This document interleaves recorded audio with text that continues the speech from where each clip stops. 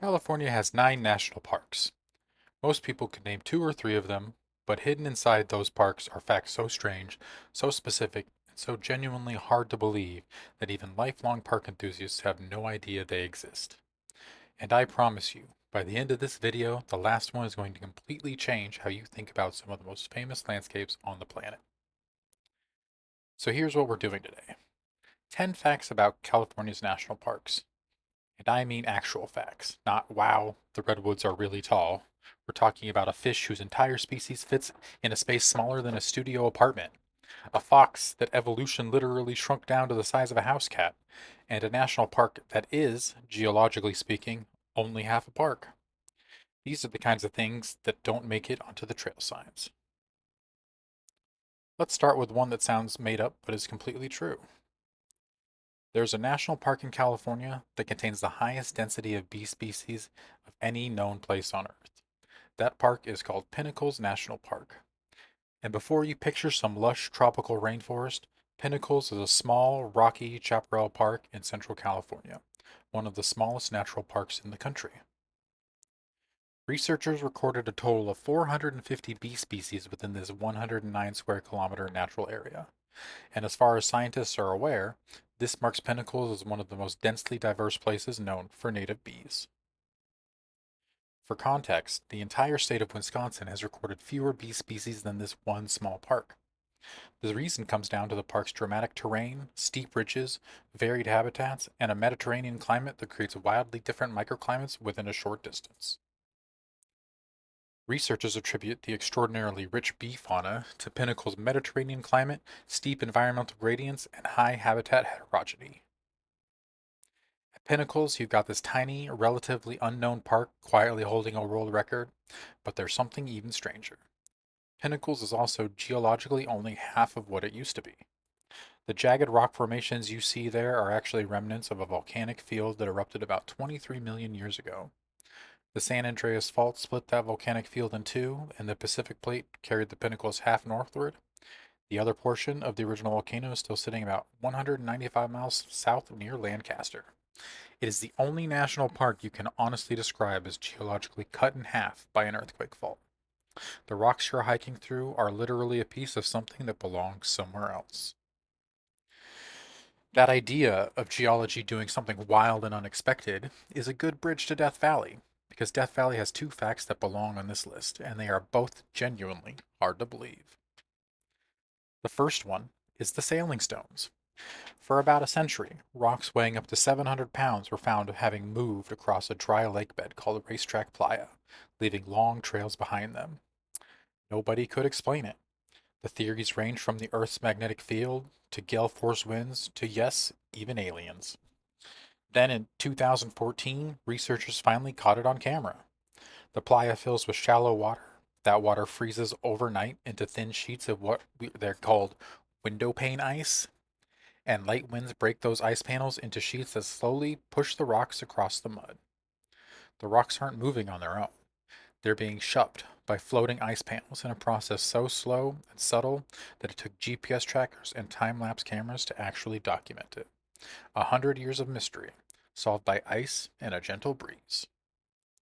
But the second Death Valley fact is the one that keeps getting stranger the more you look at it. The Devil's Hole pupfish is found only in the upper reaches of a single deep limestone cave in the Mojave Desert. The entire species lives on a shallow rock shelf measuring roughly 3.5 by 5 meters, making this the smallest known range of any vertebrate species on the planet. That's it. That's the whole habitat for an entire species. The water holds at a near constant 91 degrees Fahrenheit, with dissolved oxygen levels far below what most freshwater fish can tolerate. And here's the part that connects to the sailing stones. Devil's Hole doesn't just hold pupfish, it acts as a natural seismograph.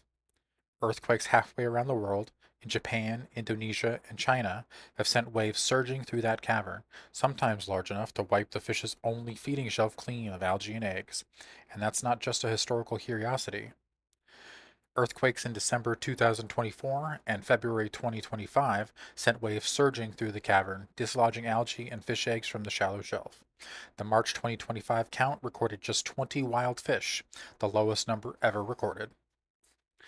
Thanks to a transfer of captured raised fish, scientists found 77 fish during the 2026 count, nearly 4 times the number seen during the 2025 dive.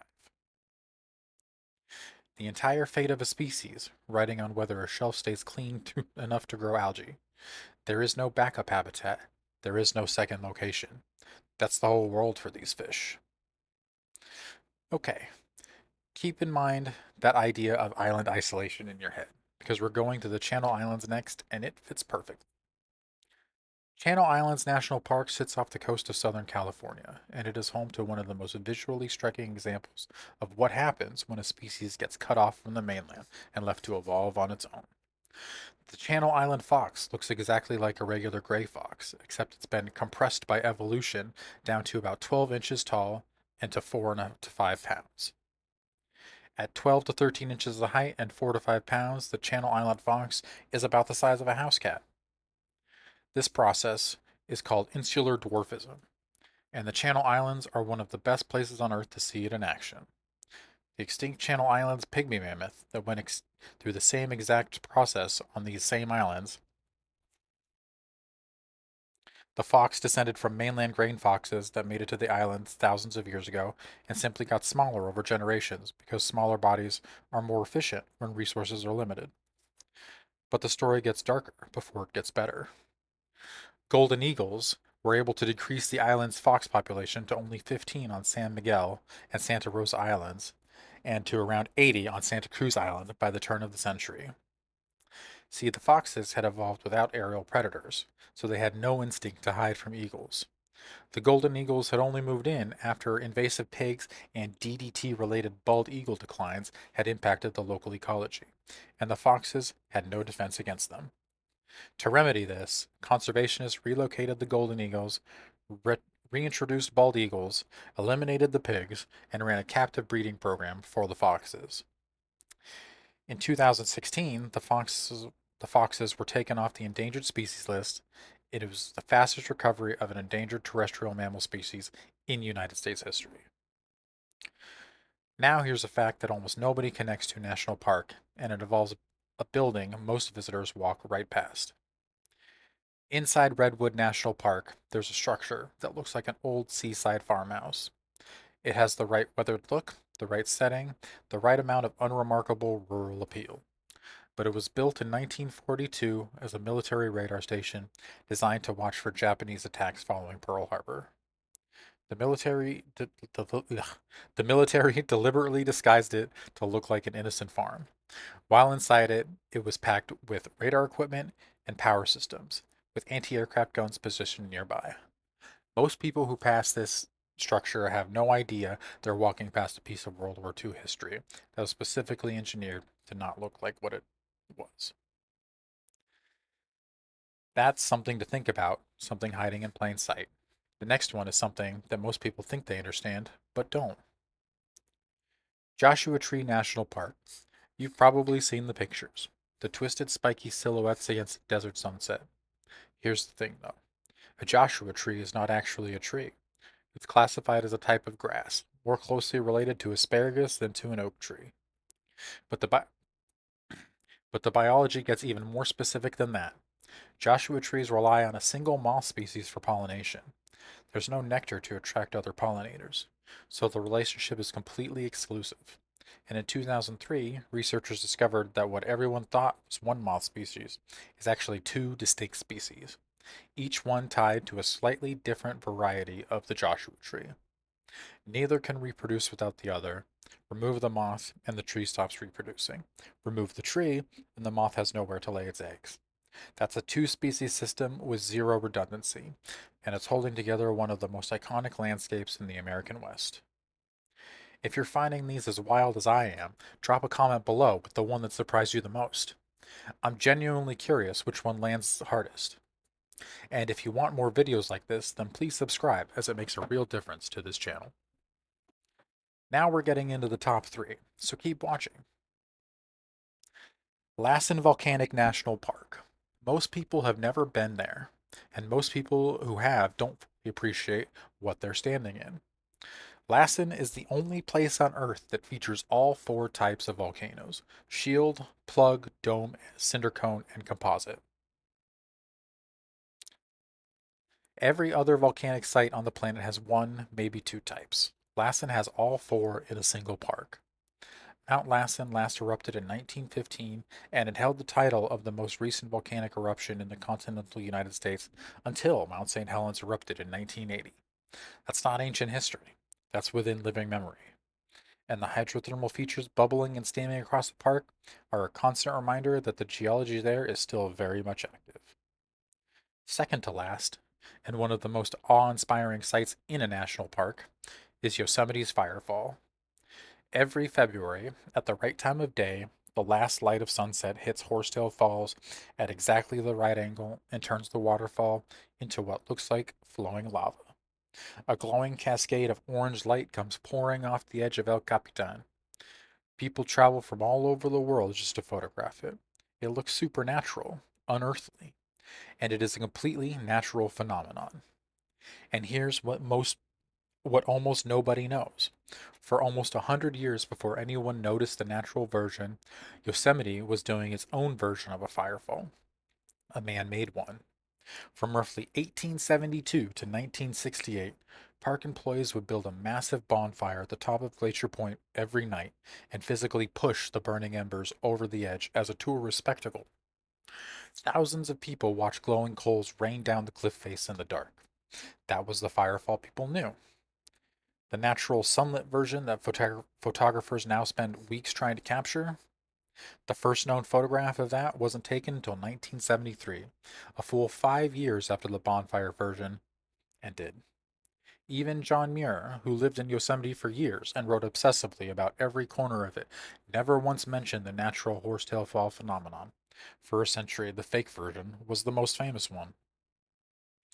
And now, the one thing I promised you at the start, the one that changes how you think about something iconic: the giant sequoias, the largest living things on Earth by volume. Sequoia and Kings Canyon National Parks hold some of the oldest and biggest of them. And here's the thing that almost nobody who visits these parks ever hears: sequoias need fire to reproduce. Their cones can stay sealed shut on the tree for years, glued closed by resin. It takes the heat of a wildfire to melt that resin, pop the cones open, and release the seeds onto freshly cleared, ashen-rich soil. Fire isn't the enemy of the sequoia, it's the mechanism by which it reproduces. Now here's the twist. For most of the 20th century, the US government's policy was aggressive fire suppression across the national parks. Every fire was put out as fast as possible. The intent was to protect the forests. The actual result, in the sequoia groves themselves, was that new sequoia growth essentially stalled for decades. The trees that were meant to be the next generation of giants never got the signal to grow because the fires that were supposed to trigger their reproduction kept getting extinguished.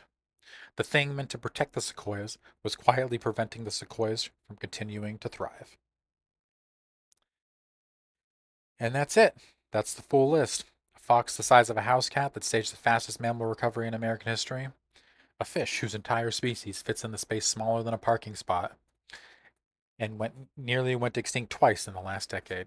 Rocks that sail across a dry lake on windowpane ice. A park that's half a volcano. The densest bee population on the planet hiding in one of the smallest parks. A radar station disguised as a farmhouse. A tree that's actually grass kept alive by a moth. The only place on Earth with all four volcano types. A bonfire spectacle that ran for a century before anyone noticed the real version. And a forest that needed fire to survive, nearly killed by the people trying to save it. California's national parks are not just scenic. They are some of the strangest, most quietly extreme places on the planet, and also some of the most beautiful. And most of the people who visit them have no idea. If you want to keep going, there's a video right here that goes deep on some of the history of Sequoia's National Park. Check it out, and I'll see you there.